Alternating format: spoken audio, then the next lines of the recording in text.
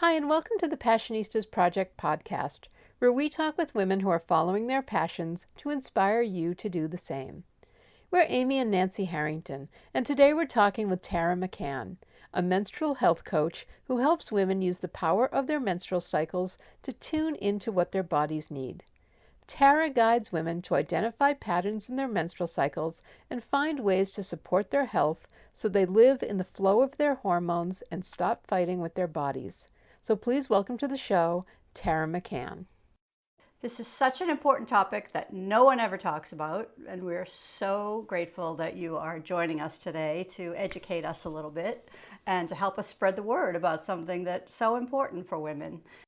It is, and it really isn't talked about very much. And that's one of the things when I do speak on this, women come up to me and I'm like, why was I never taught this as a child? Why have I'm 45 years old and no one ever told me this was happening in my body. And so I think it is valuable information. I think it's been missing from our growth and development and education. And I am on a mission to teach people all of the things.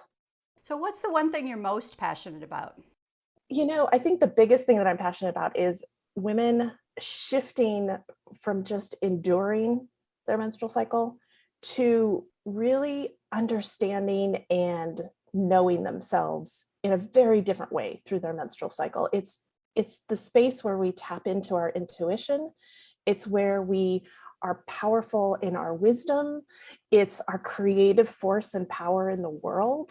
And for so many of us, we are taught the exact opposite of that. And so really what I'm passionate about is telling women about this and watching their growth as they start to understand that. I love women coming through my programs and being like, oh my God, look what I just did. And I understand this. I understand why I've done this for years. And then they can give themselves grace. They can give themselves understanding. And then they just start to move through the world differently.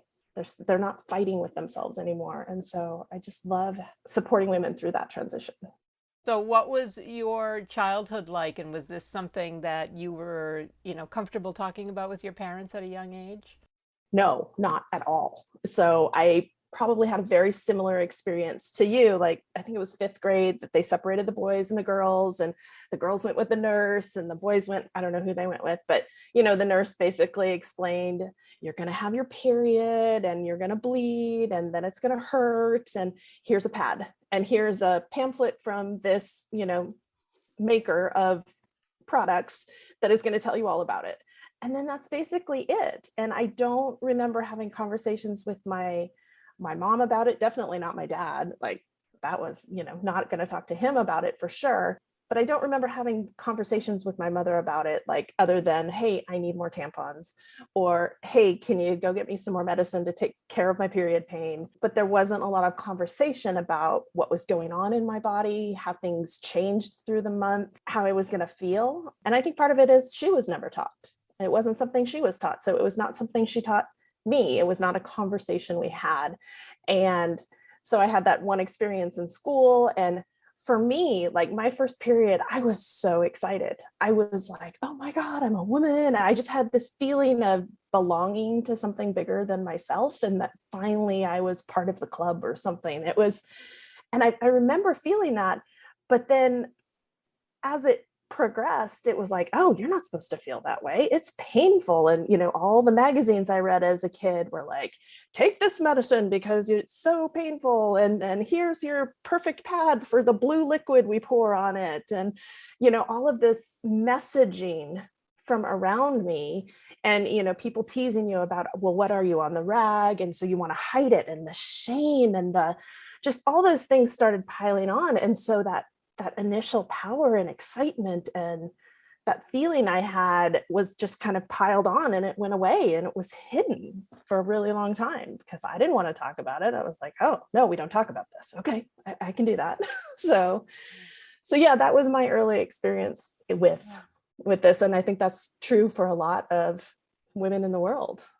So, but you said you didn't start to understand some of this stuff till you were in your 40s. So then what was your early career, or were you a full-time mom back then, or what was your earlier years like between, high school and the time you started working with fertility information?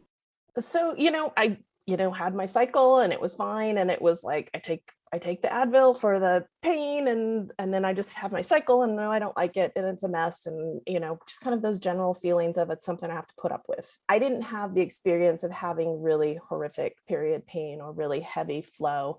It was there for me. And, it was kind of a nuisance, but not really a nuisance. I didn't have super strong feelings about it.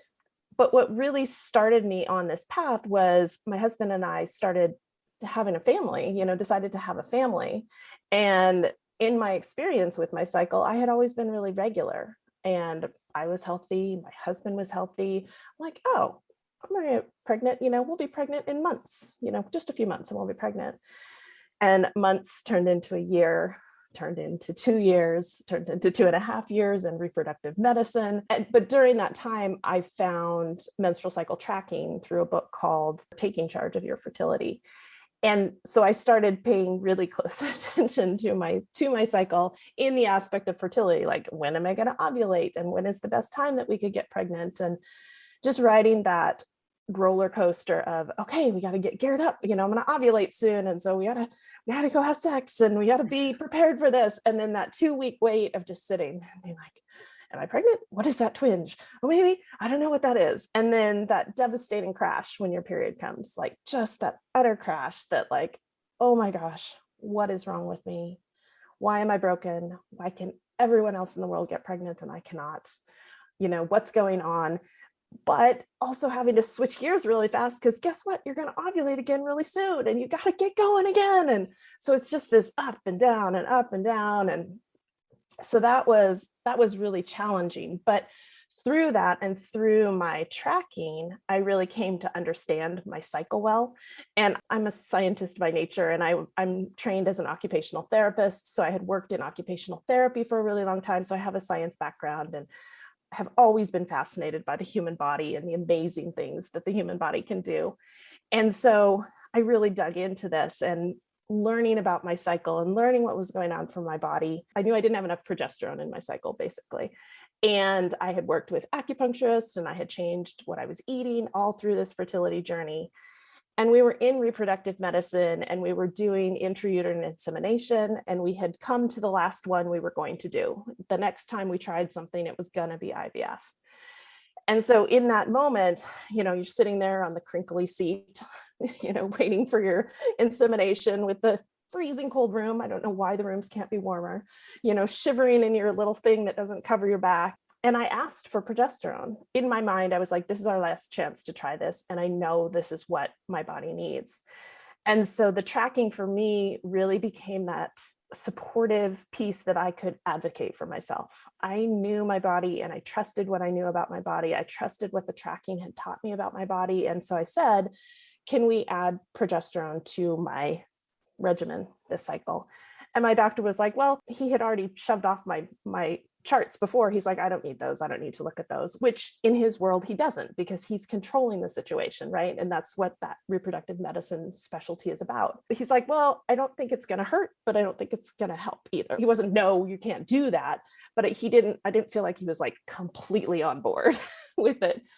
But I asked, and I got the progesterone, and I got pregnant, and we had a baby 10 months later. So, that was what I needed. And so that was really what started this journey with tracking for me. And then my 2 girls were born pretty close together. And so I had been pregnant or breastfeeding or trying to be pregnant for 4 or 5 years. And my health was not great after all of that, all of that time. And so I went to a health coach and found a health coach for my own health, and was like, this is really what I wanted. I wanted this support when I was trying to get pregnant. Like, I wanted somebody there every week who I could talk to about what was going on in my own body, and who was going to help me, because I knew my body could do more, but I didn't know what to do at the time. And so I was just, trying to Google everything and throw all of it at it, and not really having tons of guidance. So I went to coaching school, and my first jump into coaching was fertility coaching and helping preconception coaching, people getting ready for pregnancy.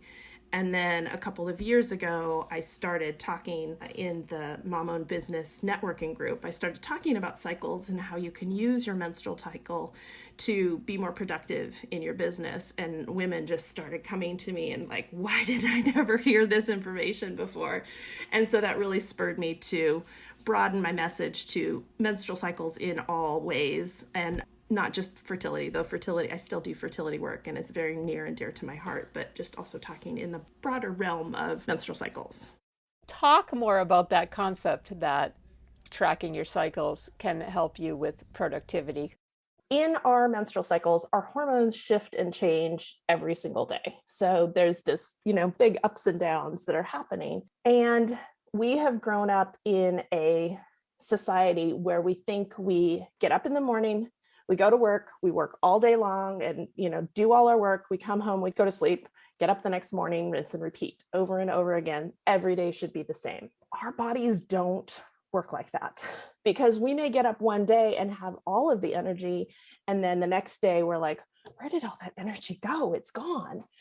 And that's, our hormones are shifting in our bodies, and that's shifting what we can do. So when we're thinking about our periods and the time that we're having our bleed, our hormones are really low. And so that's really kind of a time for quiet and for rest and for that introspection that I talked about, because the way that our hormones are balanced during that time, it's a great time to like evaluate, see what's working and what's not working, and think about what are my intentions for this next month. So it's not that nothing is happening during that time. It's not that you're not being productive, you're being productive in a different way. And then moving through the cycle, the next part of the cycle is after you're bleeding, but before your egg is released. And during that time, your estrogen is rising. And during that time, your hormones are supporting you to do things like writing, or to do things like planning and thinking of big ideas and outlining things. And it's also a really creative time. So brainstorming is really good. And thinking about all the different ways to do something can feel like a sense of ease during that time. And then ovulation is that time when you're putting yourself out in the world. And so things like presentations can be really good, or if you have to have a hard conversation with someone, because of the way your hormones are balanced, you are very open and receptive, and your verbal skills are really good. And so if you want to go ask for a raise, or if you need to talk to a coworker or a parent or a partner, this is a really great time to kind of plan for those conversations, because of the way that you are hormonally supported during that time. And then after ovulation, our luteal phase, so that's the time from ovulation to our next period, that's really a time when we're kind of getting things done, like checking things off the list, detail-oriented type things. And so cleaning out your closet, or cleaning out the pantry, or filing your taxes, or doing data entry and things like that can be something that's really supported. So when you start to move through over a longer time frame, you're getting all the things done, but you're not fighting with yourself to get those things done. And so that's one of the really powerful pieces of understanding how you move through your cycle, understanding what's true for you and what feels like ease and what feels a little harder during different times in your cycle, so that you can, think ahead and plan ahead and decide, I'd really love to record a podcast during my ovulatory time so that I'm speaking and my words are flowing and things like that. So it really helps you to plan ahead, so you don't spend so much time fighting with yourself and like, why can't I get this done today? It's like, well, today may not be the day, but what about in a week from now, you could batch 4 of your newsletters or whatever that might be. So just thinking about it in a longer cyclical way, that ease is going to come back again too. So what is the actual tracking? Is it as simple as this is the day my period started and going from there? Or are there other things that you track as well? When I'm teaching people to track, we start by tracking just 2 or 3 things, because there's a lot that you can track depending on what information you are wanting. So you can track your energy levels, you can track your sleep, you can track how does exercise feel, how does your movement practice feel, do you have food cravings, are there sometimes you're really hungry or not so hungry, do you have certain days that you have headaches? So there's a lot of different things depending on what's happening in your body. And one of the places we often start is energy. So what does your energy feel like? How is your energy today? What kind of things did you get done? What felt easy? And then as you move through the cycle, like, okay, where are you in your cycle? Those hormones that shifted and moved, what's underlying that? So how do you support your body to flow through that cycle and to support your body to be able to move through fluidly without forcing things? We're Amy and Nancy Harrington, and you're listening to the Passionistas Project podcast and our interview with Tara McCann. To learn more about tracking your menstrual cycle and to download the free cycle tracker, visit taramccannwellness.com. If you're enjoying this interview and would like to help us to continue creating inspiring content, please consider becoming a patron by visiting thepassionistasproject.com/podcast and clicking on the patron button. Even $5 a month can help us continue our mission of inspiring women to follow their passions. Now here's more of our interview with Tara. How does what is learned during your work apply to women who are in menopause or post-menopause? Is there still work that they can do? There is actually. One of the programs I do is actually using the moon as that cyclical rhythm. Because if a woman is postmenopausal or perimenopausal when their cycle is maybe not consistent anymore, or postmenopausal when they no longer have a cycle, some women who are on hormonal birth control don't have cycles. You can use that rhythm of the moon to plan and to create that flow of energy and the different tasks that might feel easy, so that you're really prioritizing that rest and prioritizing the different types of like creative work or speaking work or just getting things done. Because as women, we have, even if we're not cycling, we have this imprint of the cycle. We have this just knowing of the cycle because we are cyclical beings, and we have been, and we've always been. And so tapping back into that cyclical rhythm, you can do that even without having that indicator of having a physical bleed. Like even if you've had a hysterectomy, but you still have your ovaries, you're probably still cycling. You just might not know it because you don't have that indicator. So you can also track with the moon until you figure out what your body's signals are of those different parts of your cycle. That's the other way that I talk about and use tracking. So the best way to get started is to sort of start keeping a journal then of your energy levels, your hunger, your cravings, your things like that. Yeah, you can. I created just a paper tracker, a paper and pencil, because I'm a paper and pencil gal.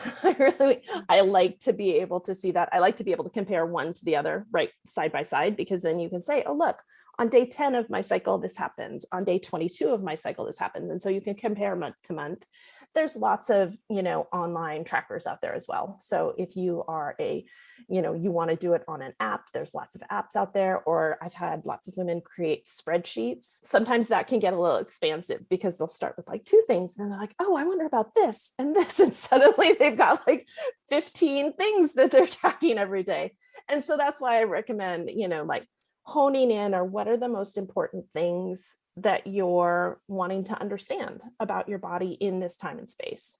And some of the things you can track simultaneously, like if you're having period pain, that's only going to be on a certain number of days. So you could track period pain with how heavy your flow is, and also your energy level and your sleep, like your sleep patterns, and see if that changes. So there's ways to kind of incorporate more than one because they may not be on every day.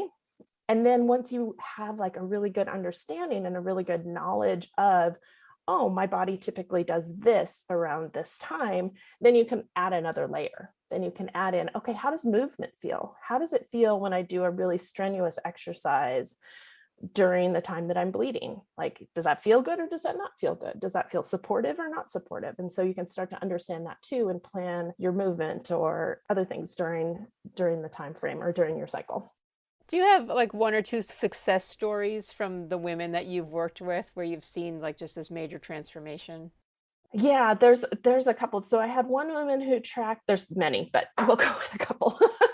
So there was one woman who tracked with me last spring, and she had heavy periods and really debilitating period pain for years and years and years. And she just assumed it was normal, assumed that it was what happened. And so she started tracking with me, and shortly into our time together, she had her period and she got into a situation where she was taking Advil and then she couldn't get the period pain to stop and then was taking more Advil, and just her body got, more and more pain. And then she didn't feel good, got sick, had to go to the emergency room, was, all of these things. And she had just moved to a new space. So she didn't have an established practice with a doctor. So she couldn't get more pain medication to help alleviate what was going on for her. So it was that situation that she was kind of stuck with that. But she realized in the group setting we were in a group of 4 women, and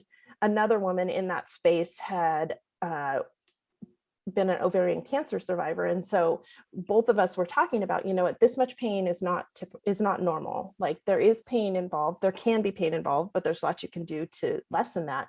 But this much is a lot, and you need to go find someone who will listen to you. And so what tracking did for her was it really allowed her to advocate for herself. She found a doctor, she found a space where, because she was within that 30-day period that we were tracking together. She's like, I'm going to have another period. And what am I going to do then? Because I'm still not established with a doctor. So, she was creating a plan for, okay, can I talk to my old doctor? And how do I take care of myself in this space? And then she was able to find a really good doctor and get in with them, even though they were further away, because she got a recommendation from someone else in the group, and was really able to establish care with someone who would listen to her. And so I think that was a really big transformation for her, being able to know what's going on. And, she had gotten some pain medication, and then she was like, oh my gosh, is this what it's supposed to feel like? Like, is this what it feels like to not be in such excruciating pain? Is this what typically, people experience during a flow? Because I've never had this little pain before. So aside from the pain, what are some of the other myths about menstruation that really need to be debunked? So pain is one of them. That's one of the biggest ones, that you have to endure your cycle and that it's painful. The other big myths are the shame around it, that it's something you shouldn't talk about. It's something that should be hidden. One of the women in one of my communities was her transition over the 30 days with it. She realized that it was just this natural process that her body went through, and such forgiveness for her body, and understanding that this is something that is natural and wonderful that's happening to her. But she had also had a lot of pain in her cycles as well. And so coming to a different space with what your body feels like. So, shame and the myth of that and wanting to hide it. I think one of the things that I experienced going through my fertility journey was, I think at the beginning we talked about, when you first get your period, and you're fearful of pregnancy, and like, you don't want to get pregnant, and all of that fear that surrounds that. And so, there's birth control and there's ways to prevent pregnancy. And we live in this kind of like, oh my God, we had a pregnancy scare, or I think I might be pregnant even though we're on birth control. And so there's like this holding that happens. And then when we go to get pregnant and we're like, oh, I stopped the birth control, it'll be fine, I'll just get pregnant right away, because there's this fear that we could get pregnant at any moment. And then when we stop, we're like, of course I'll get pregnant right away, because I can get pregnant at any moment. And then our bodies have changed, or sometimes women go on birth control at a very young age because they're having difficulties in their flow, or difficulties with pain or heavy periods or things like that. And instead of looking at the underlying cause of what's going on, they're just put on medication, which just kind of masks it. And then when they come off of the medicine to get pregnant, that underlying whatever it was is still there, and their body has to adjust to coming off the birth control. And then it takes a long time to get pregnant. And then there's that feeling of what is wrong with me and what's wrong with my body and why can't I get pregnant? And so it just kind of piles on top of each other. So how can people work with you? How can women that want to get in touch with you do that? And what services do you offer specifically? My signature program is called Tracking with Friends, and it's a 30-day program where we track our menstrual cycles together, and we get on together every day, and I give you a little video and a little meditation for you to check in, and then each person gets to do an individual check-in. So we create this sense of community around talking about our periods, because for so many of us, we don't have a space. There's no space where we can go and talk about it. And so this small community of women, it's usually 3 to 5 women tracking together, is that community where nothing is TMI. We talk about all the things, and it's just this amazing container that happens, and women get to know each other so well and so quickly in this space. And so as we track together, I'm going through with each person, like, this is where you are in your cycle. This is what might be going on underlying in the hormones. So this is something you might want to keep track of moving forward. So there's the accountability piece to it. And then once a week, we get together live on Zoom and talk about, okay, here's what's going on in your hormones. And I do a little bit of teaching, but it's also just a lot of sharing of all of the things that are happening in cycles. And then I also do one-on-one coaching. So women who really want to dive in and support their hormones and figure out what's going on. So when I talk about, that period pain is really common, but it's not normal. Like, we shouldn't be in so much pain. There's a lot we can do to support our bodies with nutrition and the foods we eat, and taking care of our gut, and taking care of inflammation and sleep and movement and all of those things that I can help women to create and help them understand what's going on. First of all, understanding their own bodies, and then making those small shifts that are going to have really big impacts in the way that their cycles flow. You mentioned that you're a member of Mob Nation. So can you talk a little bit about that organization and what it's meant to you? Yeah, the mom-owned business, Mob Nation. And so it's a group of mom-owned business owners, entrepreneurs, who, it's a supportive network of women. So it's networking, but it's so much more than networking, because yes, there's incredible support for your business, and there's a mob economy, because the tagline is that there's a mob for that, because there's another mom-owned business that you can buy from for just about everything. And so our directors have created a directory of mom-owned businesses, and so you can find someone to buy from. And so we've created this whole economy where we buy from each other and support each other's businesses. And then even beyond that business support, it really is support for your whole life and your whole being and who you are. And the Mob Alliance, which is the paid version of the Mob Nation, is really this close-knit group of women who, you can hop on at 2 a.m. and be like, this is going wrong and this is going wrong, and I can't, I need somebody. There will probably be another mob on that can hop on and support you, and supporting women through, their grief, or closing their business, or in this pandemic, it's been an incredible lifeline for staying connected with other business owners, because we've gone virtual and been able to support each other in that way. And so it is a networking group, and it is a, supportive life group as well, I would say. So much more than just networking. Is there anything else you want women to know that we haven't asked you about? I think one of the things that we touched on a little bit, but not too much, is that the fact that there is this physical piece, there is this hormonal piece to the way that our bodies move and flow, but there's also this energetic, spiritual piece, this connection to our wisdom that we flow through, and that our cycles can be, I don't want to say a tool, because that's, tool feels very like masculine, like this is a tool.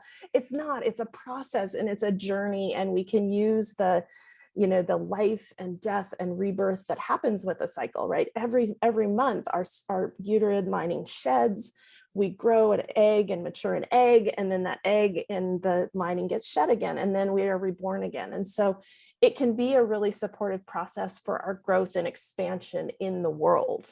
And so not just with that physical cycle, but that creative process that I was talking about, that creation in the world and staying in alignment with the world, and then using that time during that things are getting broken down, using our cycle as that supportive grounding space that we know that even as things break down, you're going to be reborn into what's next, and that the cycle just continues and goes on, and that you are always supported by it and with it, and it's that constant companion grounding force for ourselves.